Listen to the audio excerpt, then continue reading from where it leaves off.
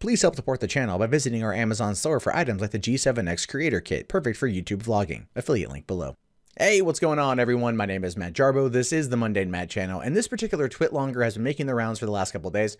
And I finally got the chance to sit down and look at it, to look at the fact that it has apparently leaked screenshots from the YouTube demonetization system and also secret YouTube meetings. Now, this has been talked about by a lot of people, but I've also been asked to give my opinion on this. I've been kind of frightened to look at this, mostly because of rage. The last 8 months on YouTube have been a roller coaster that has not only plagued me physically, but mentally, emotionally. It sent me to some extremely dark places, to the point of where now I'm in therapy trying to find out ways to cope with the roller coaster. It is a byproduct of being self-employed on the internet, just so we're clear. You know, this is not something that I was not to an extent expecting. It just hit me harder than I thought, so I'm trying to find my way out of it. So reading through this sort of thing is something that's going to not, you know, it's going to probably make me a little bit mad. So let's go into this here. Now, the person, whoever this is, this dog tower, says, allow me to preface this with a few things. First, saying I'm a YouTuber. I'm posting this anonymously because I feel the information should be out, as it could benefit creators with insight. But I'm also concerned by the potential repercussions sharing these things could bring about, which is absolutely true. And again, this information that he's going to be sharing, the information we're going to be looking at, is information that people like myself have been begging YouTube, begging Susan Wojcicki to give us. So we have an understanding of what to do, of how to better play within the sandbox, better abide by the new rules. And when you have the lack of communication or the very surface level responses that we get from the higher ups in the platform, it really just makes everyone far more frustrated, and it makes everyone just angry. And that's where we find ourselves. Saying here, I was contacted some time ago by a person who was a viewer of my work. The person, henceforth known as my contact, worked for a company that ended up being connected to Google/YouTube. I will not provide too many details about this person in order to protect them, but they became my eyes and ears behind the scenes on what was going on with YouTube's new policies and policy enforcement. Things they've refused to be upfront or direct about. Basically everything I mentioned before. In the midst of the codes and creators trying to further figure out how to tell if their content is at risk, I felt the need to release this with my contact's blessing. And again, thank you. This is information. Whether this is real or not, this at least gives us an idea of what to expect. And I wouldn't be surprised if this was leaked out there by YouTube itself as a way to covertly let us know more information. Which was, honest to God, if I was in their position, I would do something like this as well. As much as I value direct communication, like I said, YouTube is like an iceberg, and what they do, it takes a long time to get everywhere. And sometimes they feel like they can't be super public about it, given everything that's going on. So this might be a way to kind of covertly slip that intel. Now, granted, that's probably giving them far too much credit, and in no way is realistic, but a boy can dream. So it says here, once the NDA was signed, my contact found that they weren't working on a web search evaluator. They were demonetizing YouTube videos. They had been given YouTube videos to review and had a checklist of sorts to go through to be sure if the video fit or didn't fit certain criteria. You can see screenshots from my contacts and in the imager post, which again, we'll look at here in a minute. One of the most important things to take away from this is that if the person reviewing the video wouldn't feel comfortable watching the video in public, it should be automatically demonetized. My contact stated that the company told them that they were on the fence about a video and didn't really know if it violated any of the YouTube's new rules to demonetize the video anyway. Also, if the reviewer doesn't find anything listed that's wrong with the video, they are allowed to insert their own personal belief on something that is sensitive or inappropriate and can have the video demonetized that way as well. Now, that actually does make some sense. So this is a post of mine on Twitter from November 20th complaining about a video I did saying NASA denies Planet X will destroy Earth tomorrow, and saying confirmed by manual review that it's not suitable for advertisers. And I said nothing in here was even remotely against advertiser standards, because I have been very, very, very good about not giving into that kind of stuff, not swearing as often, you know, choosing my topics more wisely, things like that. They respond back, hi Matt, thanks for letting us know. Your video should be monetizing now. Give us a shout if you need anything in the future. And I said, thank you for getting back to me. So they got back to me 2 days later, and they did in fact monetize the video. So I contacted them, said this was falsely claimed, even though they say that the manual review is a final decision, and they remonetized my content. So yes, I do believe this line here. If the reviewer doesn't find anything listed that's wrong with the video, they are allowed to insert their own personal belief on something that is sensitive or inappropriate and can have the video demonetized that way as well.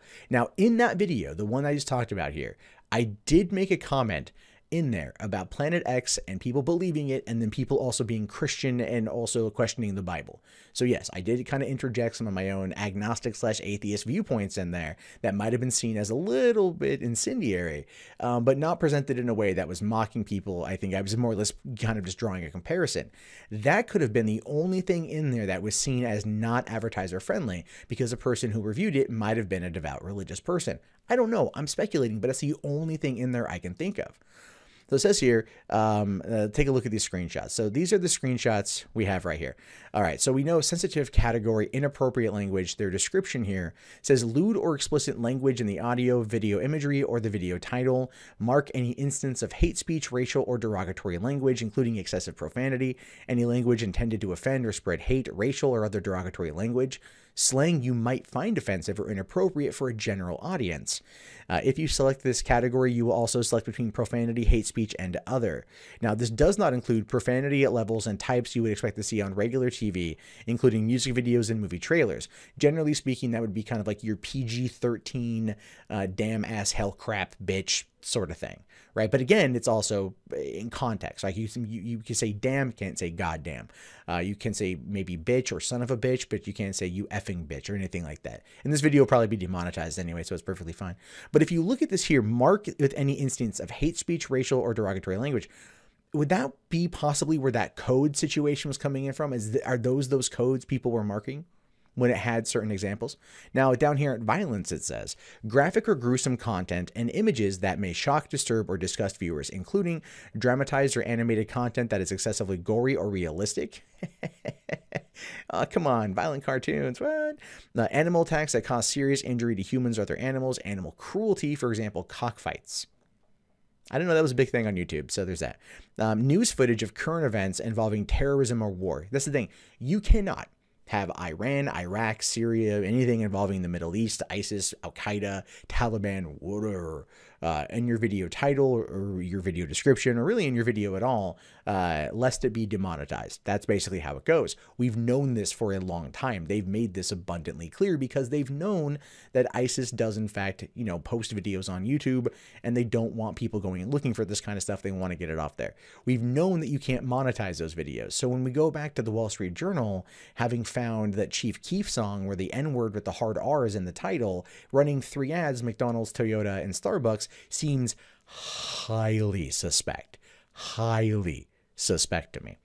So that's the whole thing here. Now it says at the bottom, focus on the level / extremity of violence shown. If you select this category, you will also select between terrorism, war and conflict, death, tragedy, or other. And again, I'm wondering if that ties into those particular codes that we saw. Those codes that ever since being called out have been removed.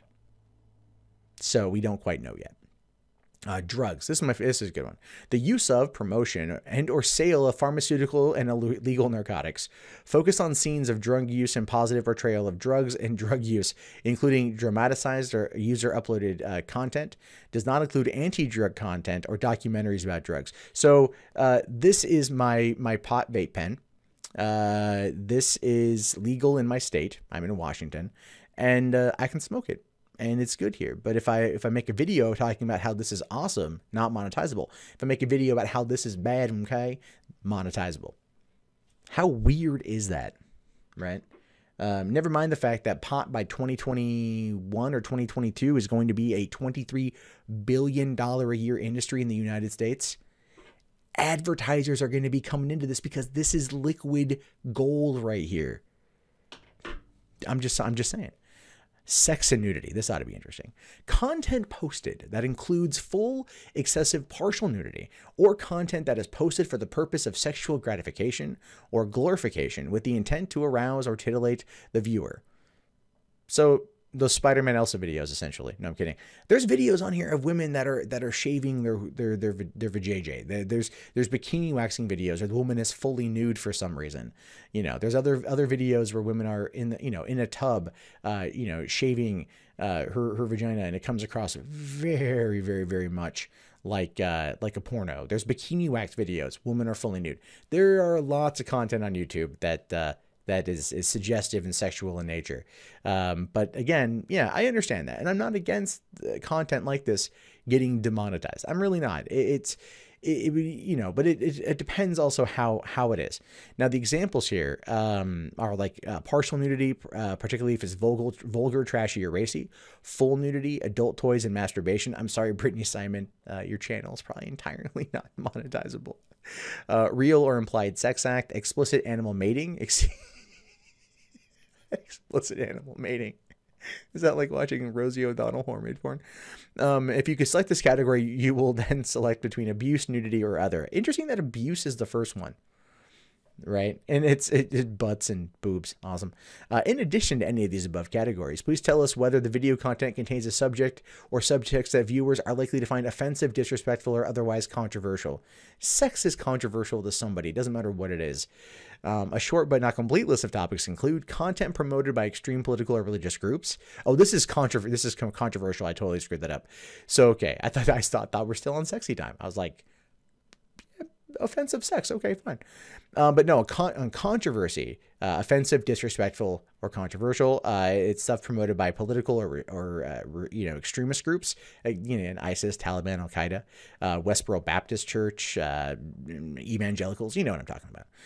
Content intended to promote prejudice, discrimination, or antagonism of a specific group of people, e.g. content that promotes misogyny, xenophobia, and racism. All right, you have to love the content that promotes misogyny. Now, the anti-feminist mindset narrative groups, if you want to call it, on YouTube are pretty prominent. There are a lot of anti-feminist YouTubers. Why? Because we're speaking at this point truth to power, calling out BS, but it gets oftentimes looked at as being misogynistic. Look at like Warcorp 666.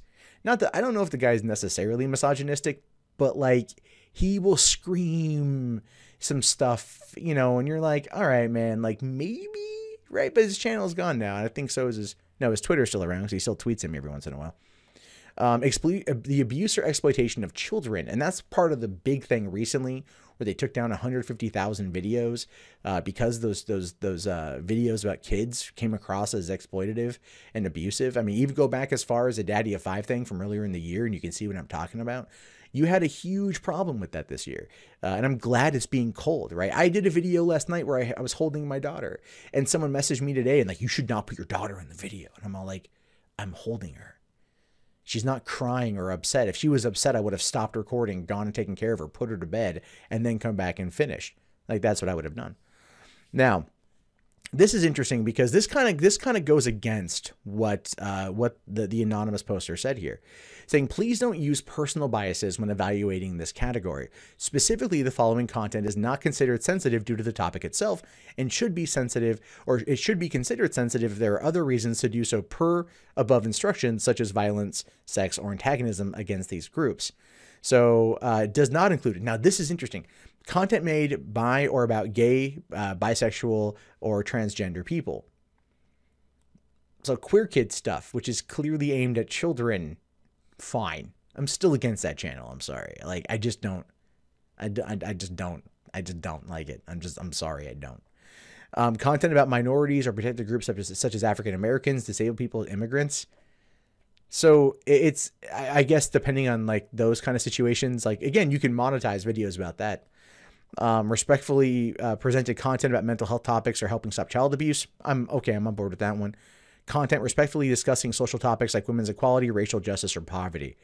And that might be why most of my videos end up getting monetized, because I do come at it from a respectful way. Like when I mentioned Warcorp 666 earlier, like this is a guy who like will scream and, pop a beer and scream into his webcam about the situation or whatever. And that could, that's not really viewed as respectful. But at the same time, though, they say, please don't use personal biases on this. They're located in San Francisco. These companies are located in San Francisco. That mindset is basically anything you disagree with me on is prejudice. is bigotry, is violence. So, you know, they're going to sit there and use it against you. Then it shows a screenshot here. Video is unrateable, saying use this when the video itself does not load, or if you do not have enough information to provide a rating. Also use this flag if there are slang words or phrases you don't understand, or if the language in the video makes it hard for you to provide a confident rating. So, okay, I get that. And then also use it in a foreign language. Use this if the video is not a language you understand. All right, I get that one. Okay, so what is the sensitive category here? What does this say? So inappropriate language, this is kind of, okay, so this is a checklist here. So you click inappropriate language, you have the ability to select right there. And it goes, again, basically through the same thing we just looked at, same with violence, drugs, so terrorism, war and conflict, death and tragedy, other. A lot of the stuff I talk about is probably death and tragedy. Graphic or gruesome content that may shock, disturb, or disgust viewers. Yeah, so it's basically the same thing here.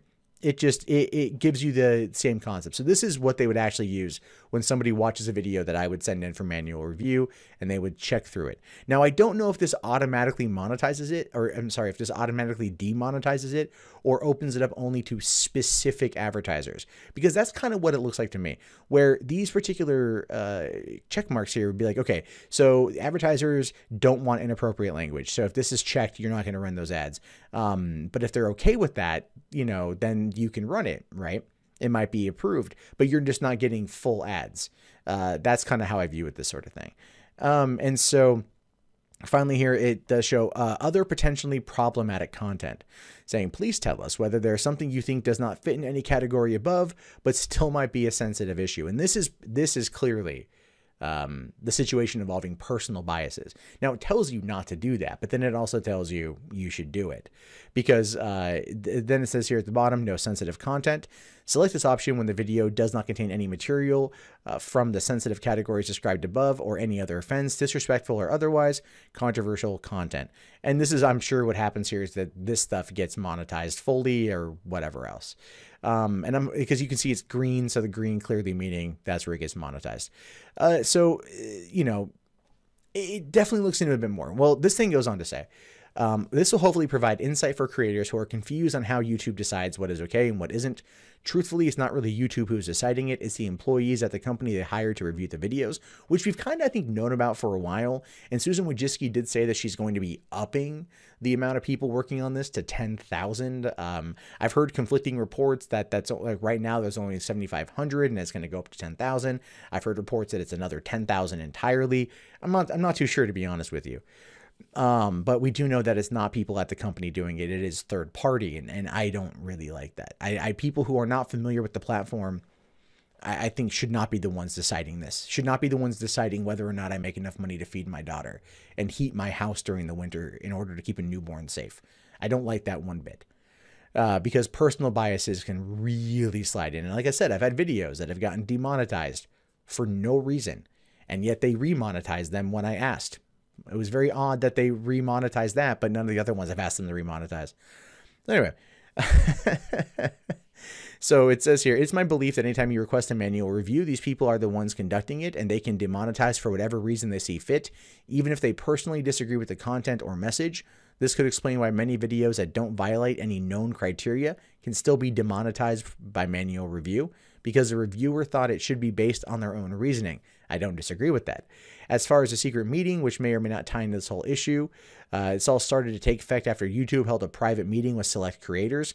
Obviously, the media issues gave this all a violent shove into reality, but YouTube had been ramping up to make changes before all this came to pass. A different contact of mine was involved in the secret meeting at YouTube, which took place around mid-2016 at Google offices in Los Angeles. The meeting had one purpose: to discuss what should be done with unwanted creators on their platform. Some unwanted channel names that were mentioned were Leafy is Here, Grade A Under A, Keemstar / Drama Alert, Scarce, and Onision. Now, there's, I think, a reason why. Leafy is Here at the time was hit hard by Content Cop, by iDubbbz, right? And Leafy had done some stuff where like it just crippled this channel. Grade A Under A, that's an odd one, considering the fact in 2016 he actually led the movement to get reaction channels tanked and got a response from Susan Wojcicki herself on the issue, which essentially crippled people like Jinx. But then since then he hasn't really been around much. He did a couple things. He blew up really big. I think got to like 3-4 million subscribers, and then maybe he's on Twitch now. I have no idea. Keemstar drama alert. Completely understand. But what Keemstar does, his content where he causes the drama is off of YouTube. So unless they're planning on going all full Wizards of the Coast, where it's like, you know, Big Brother, whatever you do on other platforms is going to come back to bite you in the ass here, then I think Keemstar is fine. Scarce, don't quite get it. And Onision, totally get it. But let me go back really quick to the Keemstar Scarce situation. What do? They peddle in creator drama, right? And oftentimes, not Scarce. I actually like Scarce quite a bit. But, you know, Keemstar will push the boundaries, and Scarce will talk about other stuff. But occasionally they get stuff wrong. And when they get stuff wrong, it can have a large impact where they get it wrong because of the size of their audience and the fact they talk about other content creators. And that can have a big problem for them. So as a result of that, I can see why they'd be wanted to be pushed off that platform, simply because they talk about the drama within YouTube, therefore perpetuating that drama by exposing it. It's a weird mindset, but knowing how these people operate, it kind of makes sense. Onision is just a scumbag. You know, this is a guy who you know, claims to be a male feminist, but critiques the bodies of young girls who send him their photos. You know, I'm sure their parents wouldn't necessarily like that, to be honest with you. Also goes on to say that in attendance, there were a number of higher-ranking individuals from a few different departments at YouTube. CEO Susan Wojcicki was not in attendance. All the creators in attendance were made to sign NDAs. The creators were asked what they felt should be done about the more toxic channels on YouTube. There was no conclusion from YouTube's end, but it was agreed that upon that no censorship or channel deletion should occur, that something else should be done. Months later, demonetization began sweeping at the platform and hindering the growth of countless channels. Now, many of us know the reasons for this.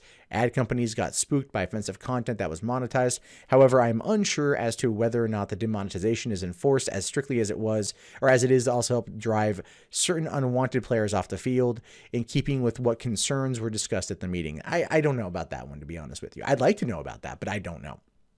It is very hard to say because it's a very, we don't have the data at this point.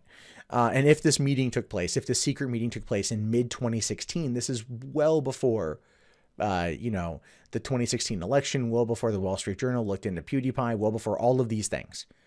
And if the adpocalypse started as a result of the British government pulling their advertisements out of Google and YouTube due to it showing up on extremist content in Britain, then it has nothing to do with the problems that YouTube was facing at the time of this meeting in 2016.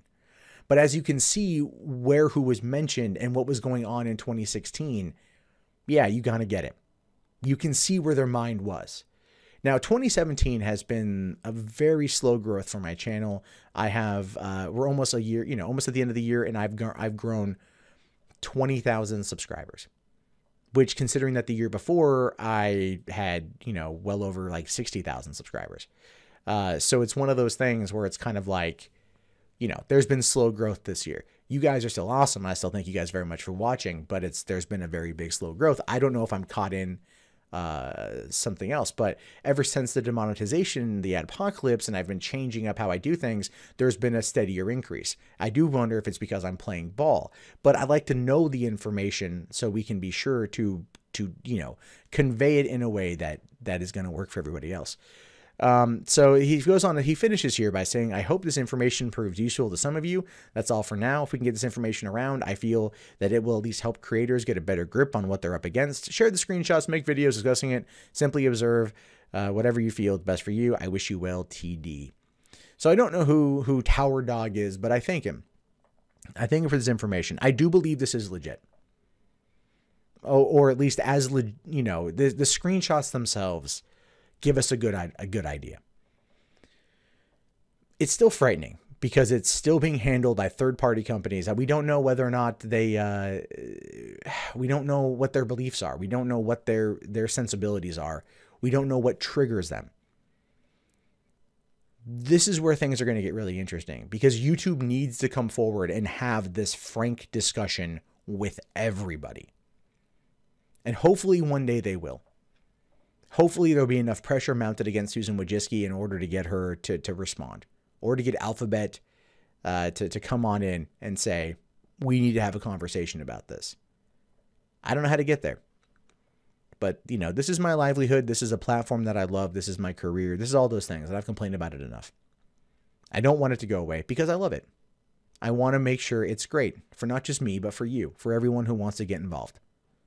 Having this information allows us to have a look into what's going on. So now we can be better prepared. The real question is, though, is what are we going to do with it now that we know it? And I honestly don't have an answer for that.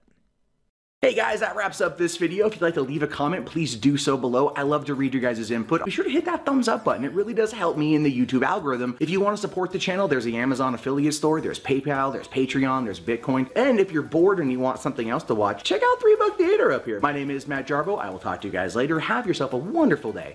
Peace out.